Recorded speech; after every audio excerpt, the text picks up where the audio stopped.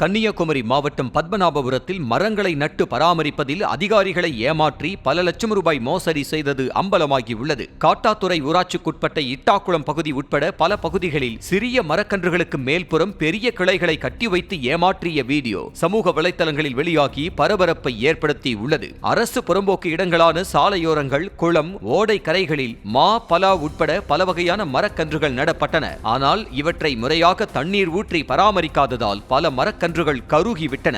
இந்த சூழலில் அதிகாரிகள் ஆய்வுக்கு வருவதை அறிந்து மரக்கிளைகளை ஒடித்து வந்து கட்டி வைத்து ஏமாற்றினர்.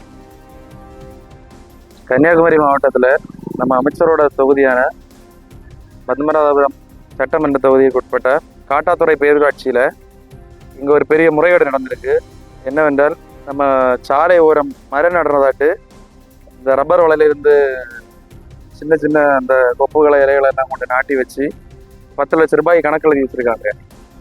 நீங்கள் பார்க்கலாம், இங்கே ஒரு குளம் சீர்கட்டு கிடக்கிறத, இந்த குளத்தை தூர் வர்றது கூட அந்த நிதியை பயன்படுத்தலை.